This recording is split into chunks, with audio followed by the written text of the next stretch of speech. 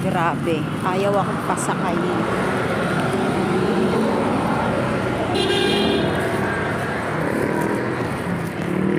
Lalakad up first. Ayun, naglalakad tayo sa kahabaan ng show. Mamalak masakyan din.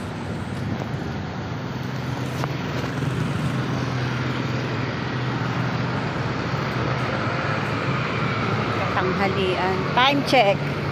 10 a.m. Diba? Kaloka.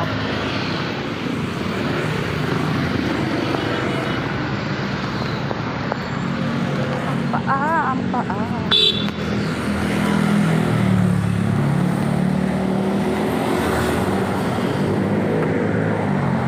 Itong mahirap sa nagko-commute.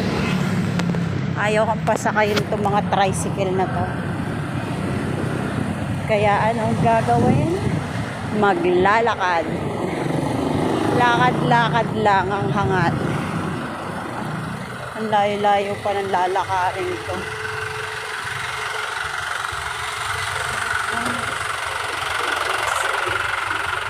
Diba? Init. Tato na ako sa show mall. Show mall na.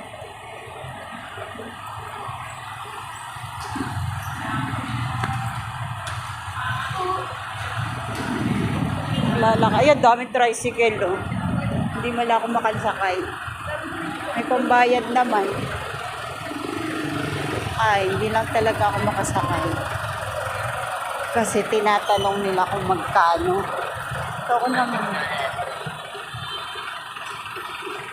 Tatanong nila kung magkano babayad ko. Gusto yata nila 100. Putek. Palengke lang. Hanggang dito lang sa Bonifacio 100 na. Dito tayo. Ganda na.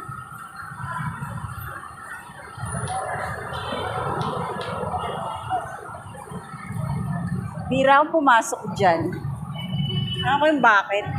Sayang kasi pera pag namasyal ka. Kakain ka. Tapos pag nakakita ka ng mga item na gusto mo, bibili ka. Hindi naman pwedeng hindi. Diba? So, yun na nga. Hirap din ha. Napaka-traffic pa. Buti na lang hindi ako sumakay. Pag nag-jeep naman ako, iikot lang. 15 pesos nga lang. Oh, 15 pesos katumbas ng 100 sa tricycle, di ba? Kaya lang, iikot ka lang din. Ay, putik ka. Iikot ka lang din. O, di maglakad ka lang. Muntik pa ako mataog tumaog doon. Sobrang init, wala akong payong. Hindi ko na kaya magpayong, dami kong bit-bit. So, dami tambay. Ayan. O, diba, traffic? Ito tayo. Gasoline station. Madaming tambay. Ito lang kagandahan sa syudad. Hindi ka maiinip maglakad. Kasi maraming tao kang makikita.